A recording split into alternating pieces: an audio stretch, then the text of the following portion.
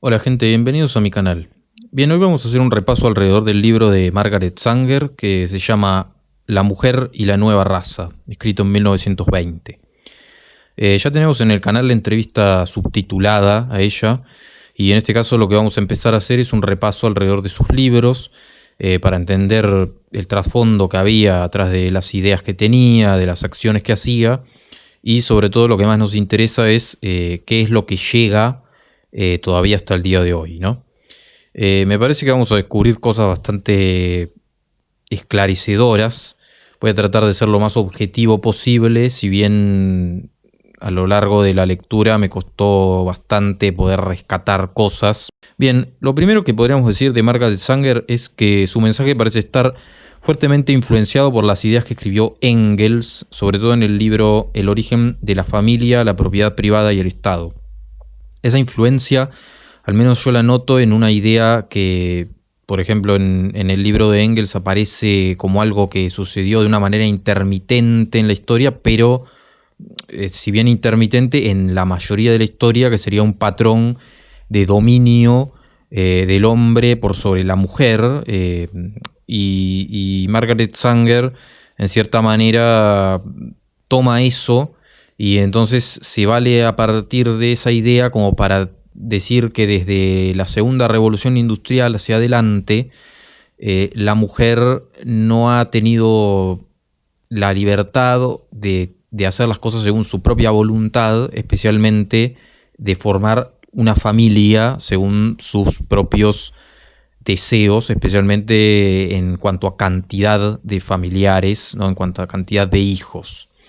Entonces, partiendo de esa lógica, ella se centra por un lado en las mujeres pobres, teniendo un discurso que si bien aparenta ser anticlasista, esto hay que entenderlo bien, porque aparenta ser anticlasista, pero en realidad termina teniendo un poco como el efecto inverso, es como una especie de discriminación inversa, involuntaria, en el sentido de que ella considera que el fenómeno del dominio del hombre sobre la mujer ocurre casi que invariablemente en las familias pobres, y que entonces solo las mujeres ricas pueden darse ese lujo de llegar a la liberación, ¿no? O sea, es como que un poco intentando, hasta en algunas partes del libro, despreciar a esas mujeres ricas, se termina dando la idea como de que en realidad son ellas las únicas que se llegan a liberar y que llegan a hacer lo que quieren. La mujer pobre, según este planteo, pareciera no tener independencia en el pensamiento, poder de decisión y demás, cosa que me parece que más bien, y sobre todo en la actualidad, parte más bien de la idealización de los pobres que de realmente tener una noción real de cómo son las cosas. Y además tengamos en cuenta un detalle que es algo constante a lo largo de todo el libro. En ningún momento se especifica exactamente qué consideramos pobre, ¿no? Entonces es como que estamos también hablando desde lo que nos imaginamos, y hay que tener en cuenta que según el nivel social de cada uno, la consideración de qué es pobre y qué no lo es puede variar, ¿no? Entonces, continuando con esa idea, ella considera que esa mujer que ha sido constantemente sometida, y esto lo digo casi que citándola literalmente, parece ser responsable de la mayoría de las cosas negativas que nos suceden a nivel social como grupo humano, ¿no? Porque ese sometimiento constante da lugar a la superpoblación. Y de la superpoblación, según Margaret Sanger, se derivan prácticamente todos los males. O sea, durante el desarrollo del libro se van enumerando cuestiones sociales negativas que ella siempre liga a la superpoblación. Y como dije, todo esto supuestamente desde la segunda revolución industrial en adelante. Dice literalmente en algunas partes del libro que las creadoras de la superpoblación son las mujeres por estar demasiado dispuestas a tener hijos, y que entonces al seguir trayendo gente al mundo causan todo este tipo de problemas. La solución que ella propone es como una suerte de toma de conciencia de género, en la que la mujer básicamente tiene que revelarse al hombre, haciéndose consciente de que él es algo así como un ser bastante salvaje en sus instintos, si bien esto no lo dice literalmente, pero la idea que se da es algo así, que en cierta manera se deja llevar demasiado por su búsqueda de reproducirse sin parar, y que entonces, o sea, la mujer puede tomar el poder desde ahí, negándose a seguirle la corriente al hombre, Y de nuevo, según las ideas de ella, y si bien no lo dice literalmente, es como algo intrínseco, que al final solo si sos una mujer rica vas a poder tener la capacidad de hacer eso, mientras que de otra manera no hay otra cosa que sumisión en la ignorancia y nada más. En ningún momento propone, por ejemplo, la capacidad de diálogo entre el hombre y la mujer, la capacidad de entendimiento, sino que directamente nos da lugar a dos opciones, en la que es o el dominio del hombre sobre la mujer o el dominio de la mujer sobre el hombre, realizando esta suerte de liberación que ella explica. Tampoco en ningún momento se especifican posibles cambios políticos que puedan servir para sacar a la gente de la pobreza, para darle más alcance. Cosa que ya voy diciendo y lo voy a decir en varios momentos del video. Yo tengo un video hace poco hecho sobre el fraude de la deuda externa argentina, basándome en las investigaciones de Alejandro Olmos, que debe ser la principal causa que metió a más gente en la pobreza, y que si se hicieran las medidas políticas al respecto, si nosotros hiciéramos presión social, en lugar de estar divididos en bandos, ahí tendríamos una enorme medida que tomar a favor de la gente pobre para que salga de la pobreza, para que un montón de gente no caiga, pero bueno, eso se ignora por completo ahora en la actualidad, y ya ese tipo de medidas en el momento de Margaret Sanger también se ignoraban. De nuevo, queriendo empatizar con la mujer, se la termina degradando y voy a explicar por qué. Esto de esa especie de liberación que ella propone me hizo acordar a una película que protagoniza Leonardo DiCaprio, en la cual él, resumiendo mucho la trama, él es como una especie de investigador y viaja a una isla en el que hay un manicomio.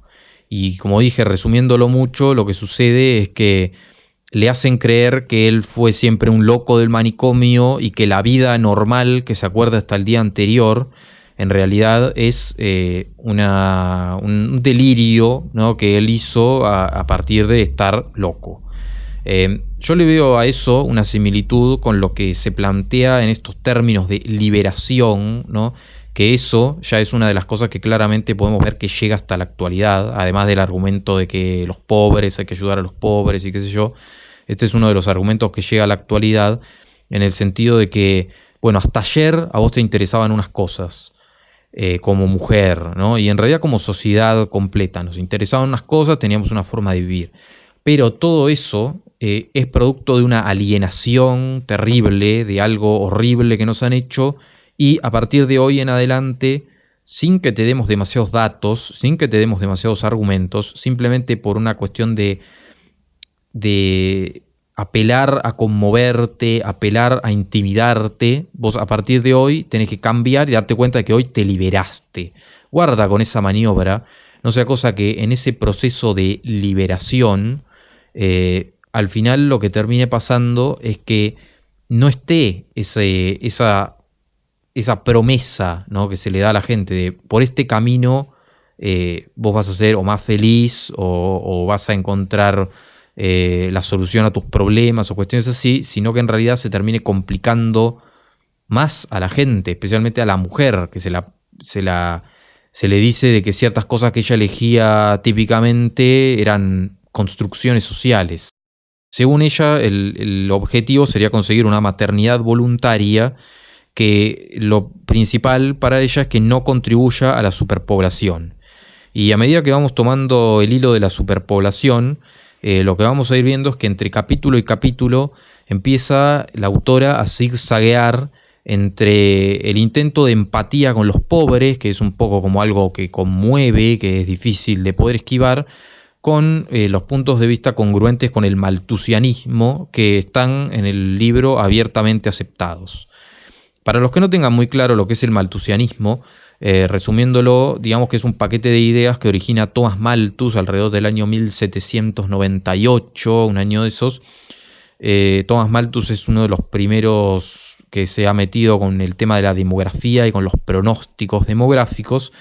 Y en líneas generales lo que Thomas Malthus dijo es que el ser humano se va a reproducir a una cierta velocidad y que no van a alcanzar los recursos, especialmente todo lo que tiene que ver con la alimentación.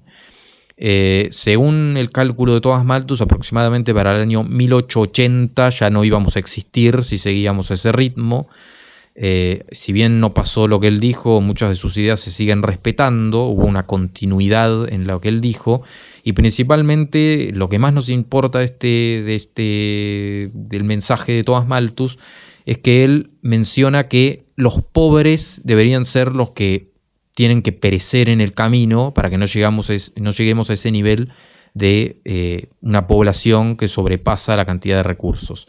Él no es simplemente que diga que los pobres van a perecer naturalmente, sino que él va un poco más allá y dice, tenemos que tener unos métodos que rebajen, que regulen el número de población pobre.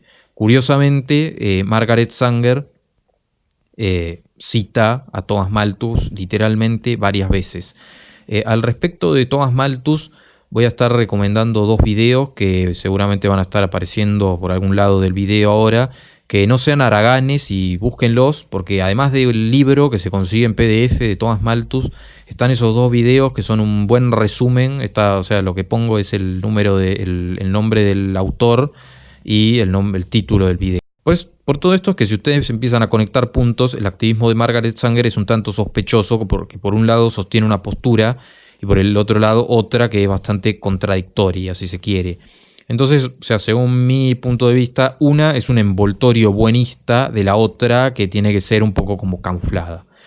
¿Cómo intenta Margaret Sanger justificar la idea de que todo este tema de plantarse frente al hombre de la forma en la que estábamos hablando antes es una liberación para la mujer? Bueno, ella apela a ciertos momentos históricos en los que se realizaban abortos o incluso infanticidios y argumenta que eso significaba una búsqueda natural de libertad mediante la regulación del número de nacimientos por parte de la mujer.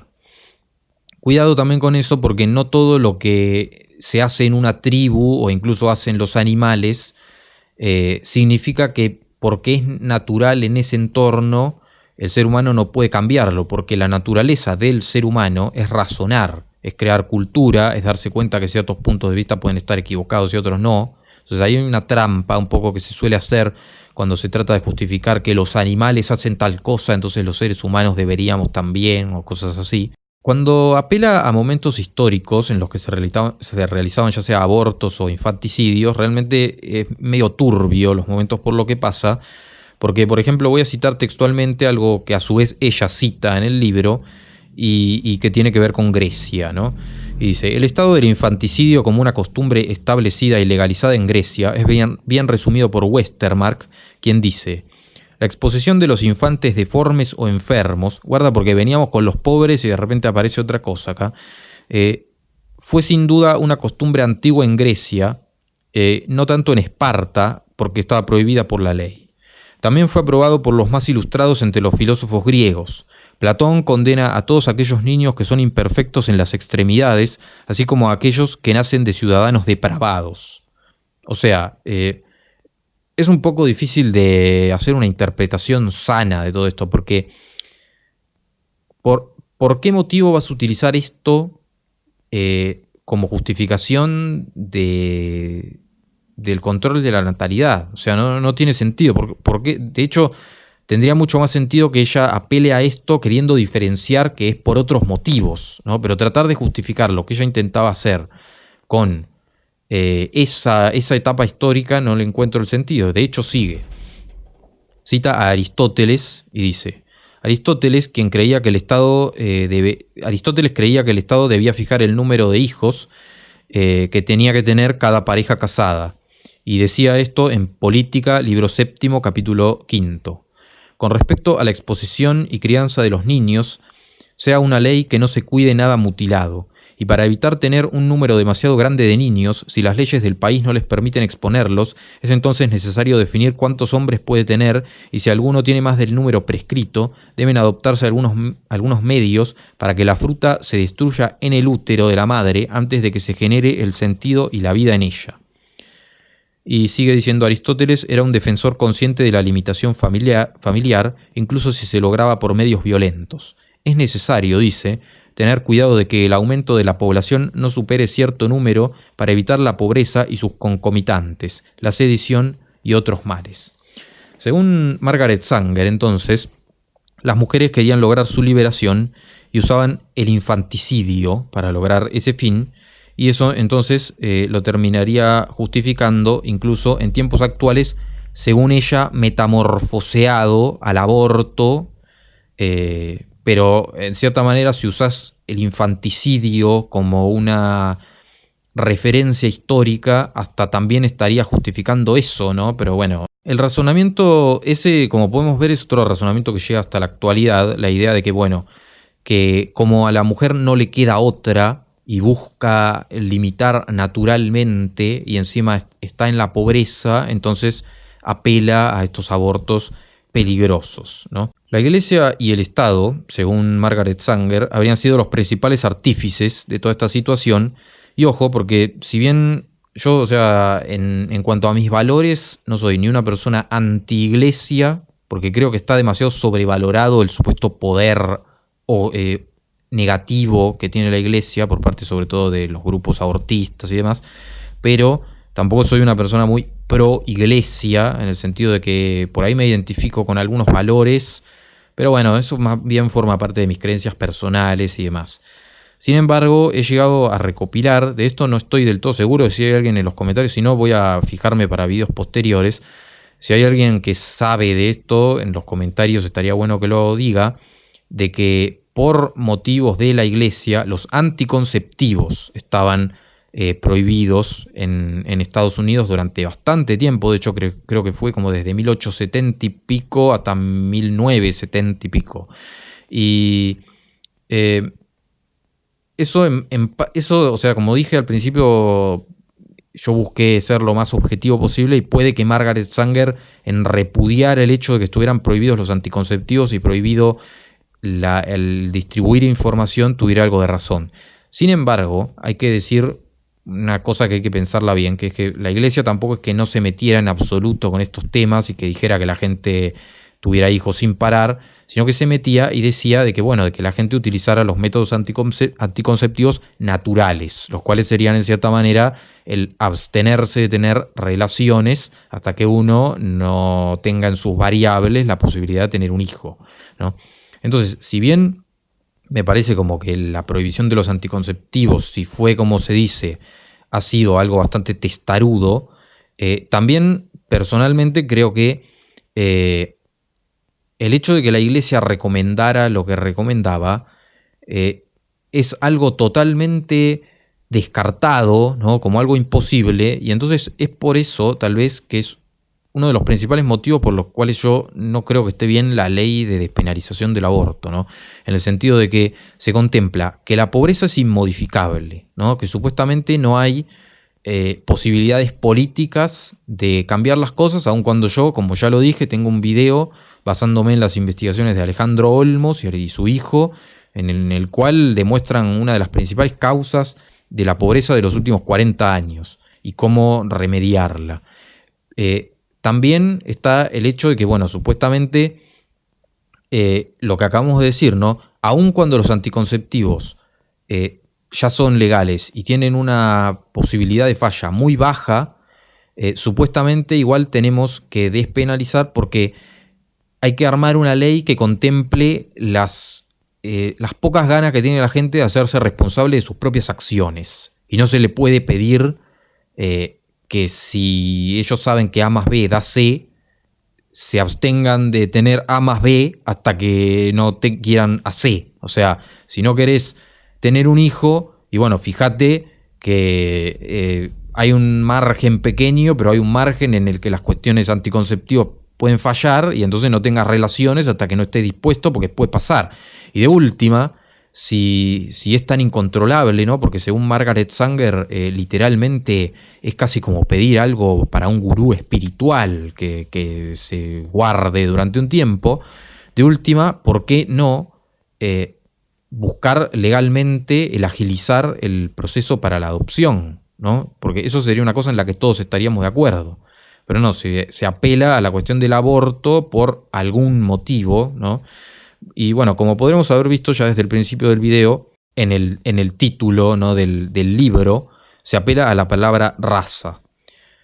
Como vamos a ir viendo, yo personalmente intenté mantenerme escéptico, porque hace un tiempo leí un libro de Gustav Le Bon en el que se usa la palabra raza pero como sinónimo de sociedad, ¿no? Entonces se hablaba de la raza francesa, de la raza inglesa, y no era de una forma peyorativa ni tratando de hacer que una estuviera por encima de la otra. Entonces me intenté mantener objetivo, pero vamos a ir viendo que esto aparece cada vez más a lo largo del video. Ella, por ejemplo, en ciertos momentos habla del desarrollo de una futura raza estadounidense que tiene que ser, según ella, superadora. Cito textualmente: si vamos a desarrollar en Estados Unidos una nueva raza con alma racial, debemos mantener la tasa de natalidad dentro del alcance de nuestra capacidad para entender y educar. No debemos alentar la reproducción más allá de nuestra capacidad de asimilar nuestros números para que las generaciones venideras se puedan convertir en individuos socialmente capacitados, mentalmente hábiles y socialmente alertas, ya que son el ideal de una democracia. Y después empieza cada vez más, como ya dije, a apelar al discurso muy basado en Malthus, ¿no? Y dice: la inteligencia de un pueblo tiene un desarrollo evolutivo lento, está muy por detrás de la capacidad reproductiva, es demasiado lento para hacer frente a las condiciones creadas por un aumento de la población, a menos que ese aumento sea regulado cuidadosamente. Por lo tanto, no debemos permitir un aumento de la población de la que no estamos preparados para cuidar en la mejor ventaja o de la mejor manera, porque no estaremos preparados para hacer justicia de manera educativa y económica. Debemos popularizar el pensamiento anticonceptivo. No debemos dejar al azar el privilegio de los que ya tienen privilegios. Esa frase, la verdad que me costó entenderla y voy a dejarla ahí picando para que ustedes la interpreten, porque me cuesta entender a qué se refiere. Debemos poner este medio de libertad y crecimiento en las manos de las masas, refiriéndose de nuevo a lo anticonceptivo, ¿no? Más bien a la idea del control de la natalidad, porque los anticonceptivos en sí está bien que sean legales, ¿no? Pero otra parte en la que se puede encontrar un paralelismo, sobre todo con la actualidad, es cuando Margaret Sanger relaciona a la pobreza con las enfermedades, como puede ser en este caso, que la cito literalmente. ¿De qué tipo de hogares proceden las muertes por parto? La mayoría de ellas ocurren en viviendas con hacinamiento, donde la comida, el cuidado, el saneamiento, la enfermería y la atención médica son inadecuadas. ¿Dónde encontramos la mayor parte de la tuberculosis y gran parte de otras enfermedades graves que se pueden agravar con el embarazo? En ese mismo tipo de casas. Bueno, acá hay un parecido muy grande a todo lo que se dice en la actualidad, y por sobre todo hay que tener en cuenta que el capítulo, y esto es lo que más me llamó la atención, se llama Dos tipos de mujer, ¿no? En los que empieza a hacer esa diferenciación que está muy presente en la actualidad, de que hay unas mujeres que no tienen acceso a lo que tienen acceso otras, y que, como ya dije en el principio, se intenta ser como hablar de las ricas que sí tienen acceso como de una forma peyorativa, pero en el fondo continuamente lo que se hace es dar la idea de que solo ellas pueden tener independencia. Y después ella sigue citando algo muy parecido al actual. En marcado contraste con estas mujeres que de manera ignorante dan a luz familias numerosas y por lo tanto se esclavizan a sí mismas, encontramos algunas mujeres, otras mujeres, que tienen 1, 2 o 3 hijos o incluso ningún hijo. Estas mujeres, con la excepción de las que no tienen hijos, viven una vida completa. Se encuentran no solo en las filas de los ricos y los acomodados, sino también en las filas del trabajo. Tienen un solo punto de diferencia básica con respecto a sus hermanas esclavizadas. No tienen la carga de criar familias numerosas. Llegando al capítulo 6, ocurre algo que a mí me llama mucho la atención, porque intenta dar la idea de que las personas que se oponen al aborto son manipuladoras, y después literalmente dice que te va a leer cartas de personas pobres que no tenés manera de comprobar si son reales o no, y que no están debidamente acompañadas de estadísticas y demás, para literalmente, dice, conmoverte, ¿no? Para ver de qué estás hecho e intentarte hacerte cambiar de opinión. Yo personalmente creo que manipular es precisamente apelar a la emoción y a la intimidación, y en cambio los datos son lo que más importa, ¿no? Es lo que más importa.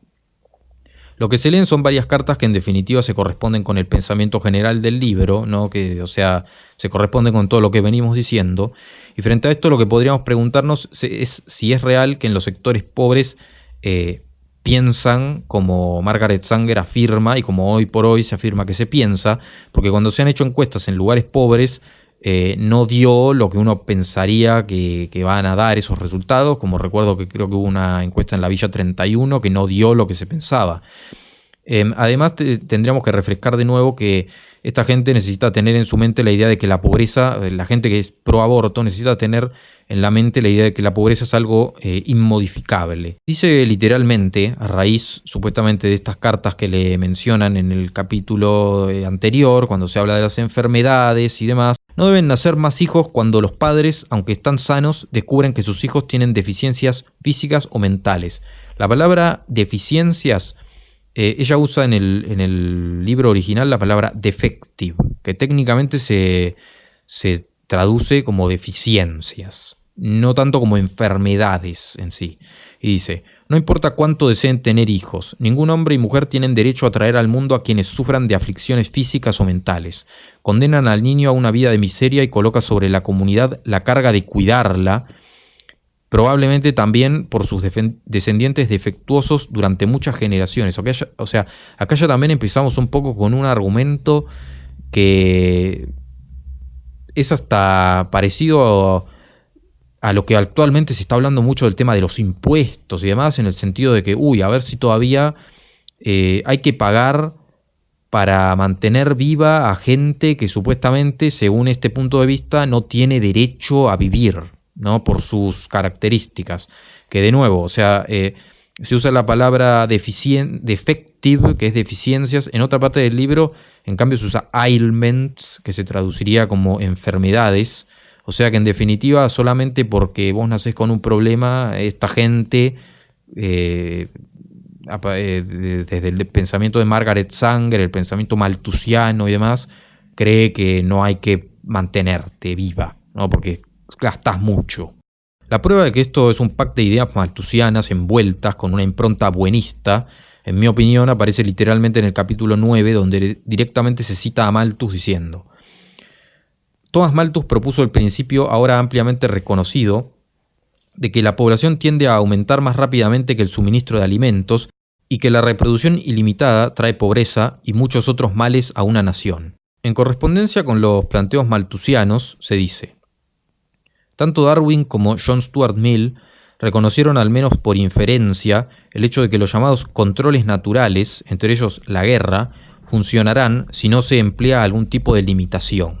O sea, lo que están diciendo es que hay que hacer guerras o que para limitar la población tenés que sí o sí utilizar el control de la natalidad. En su Origen de las especies, Darwin dice, esto lo cita Margaret Sanger: no hay excepción a la regla de que cada ser orgánico aumenta naturalmente a una tasa tan alta que si no se destruye, la Tierra pronto estaría cubierta por la progenie de un solo par. En otros lugares observa que no permitimos que los seres humanos indefensos mueran, pero creamos organizaciones benéficas, construimos asilos, construimos hospitales y mantenemos ocupada a la profesión médica, preservando a aquellos que de otra manera no podrían sobrevivir, ¿no? O sea, ahí lo que está diciendo básicamente es que estamos manteniendo vivas a personas que si fuera por la naturaleza no se mantendrían vivas y que en cierta manera deberíamos dejar que naturalmente sigan su curso, porque de nuevo se apela a este argumento de la naturaleza, ¿no? En la naturaleza eso pasa, entre gente incivilizada eso pasa, entonces nosotros deberíamos un poco hacer lo mismo, ¿no? Después de citar a Darwin y a John Stuart Mill, también cita a Charles Bradlaugh y Annie Besant, que bueno, fueron llevados a una corte por haber dado información de anticonceptivos, que de nuevo no me parece bien que estuviera esa prohibición, y Margaret Sanger los cita diciendo: no tengo ninguna duda de que si se permitiera que los controles naturales funcionaran a través de los humanos como lo hacen en el mundo animal, llegaríamos a un mejor resultado. Entre los salvajes, los más débiles perecen, los enfermos caen en la carrera. Entre los salvajes, los más viejos, cuando están débiles o enfermos, son asesinados. Si se insistiera en que a los que están enfermos se los deje morir sin ayuda de la medicina y la ciencia, si los que son débiles se los deja morir, si a los que están viejos e inútiles se los asesina, si a los que no pueden alimentarse se les permitiera morir de hambre, si todo esto se hace, la lucha por la existencia entre los hombres sería tan real como lo es entre salvajes, y sin duda daría como resultado la producción de una raza superior de hombres. Y sigue diciendo, ¿pero estamos dispuestos a hacer eso o a permitir que se haga? No estamos dispuestos a dejar que se haga, porque los corazones de la madre se aferran a los niños, no importa cuán enfermos, deformes o miserables sean. Los hijos y las hijas se aferran a los padres sin importar cuán indefensos estén. No permitimos que los débiles se vayan. Tampoco dejamos de traer seres más débiles e indefensos al mundo. Entre los resultados nefastos está la guerra, que mata no a los débiles e indefensos, sino a los fuertes y los aptos. O sea, esto es una cuestión de supremacismo, no sé si racial, sí, racial en cierta manera, que, o sea, yo intenté mantenerme objetivo, pero es que esto no encuentro manera de salvarlo. ¿Cómo podemos saber que si los mismos eslogans buenistas llegan hasta hoy, cómo podemos saber que este trasfondo ideológico no llega, especialmente por quienes financian e ingenierizan todo esto, ¿no? Pero bueno. Y sigue diciendo Margaret Sanger, ¿qué se hará? Tenemos nuestra elección de una de las tres políticas. Acá te da tres opciones solamente. Podemos abandonar nuestra ciencia y dejar morir a los débiles y enfermos, o matarlos como hacen los salvajes. O podemos seguir superpoblando la tierra y tener nuestras hambrunas y nuestras guerras mientras la tierra exista. O, la tercera opción, podemos aceptar el plan de control de la natalidad, sano, sensible, moral y practicable. Podemos negarnos a traer al mundo a los niños débiles, indefensos e indeseados. Podemos rechazar el hacinamiento de las familias, de las naciones y de la tierra en general. Hay estas formas de enfrentar la situación y solo estas tres formas. O sea, ahí te da tres opciones y no deja, como ya dije antes, abierta la posibilidad a compromiso real, un cambio político real por parte de las personas, que en definitiva muchos de los que venimos a comunicar por acá es lo que venimos a decir, ¿no? Posteriormente cita a un organismo llamado Liga Malthusiana o Sociedad Malthusiana, que le recomendaba la Liga de las Naciones, que es el primitivo antecedente de la ONU, que se creó en 1919 después de la Primera Guerra Mundial como una especie de organismo para que fuéramos todos amigos y cosas así, y le da esta recomendacioncita a esa primitiva ONU, esa Liga Malthusiana. Le dice que cada nación que desee ingresar en la Liga de las Naciones se comprometa a restringir su tasa de natalidad para que su gente pueda convivir cómodamente en sus propios dominios sin necesidad de expansión territorial, y que reconozca que el aumento de la población no justifica una demanda de aumento de territorio ni de la obligación de otras naciones de admitir a sus emigrantes, de modo que cuando todas las naciones de la Liga de las Naciones hayan demostrado su capacidad de vivir con sus propios recursos sin rivalidad internacional, estarán en condiciones de fundirse, guarda con esto, estarán en condiciones de fundirse en una federación internacional y los límites territoriales tendrán poca importancia. Lo dejo ahí picando, sobre todo para los que vienen más por el lado de la información alternativa. Esto es algo que se viene diciéndose mucho y no es que esté sacado de fuentes chifladas, sino que viene de literalmente fuentes reales que recomendaban esto, ¿no?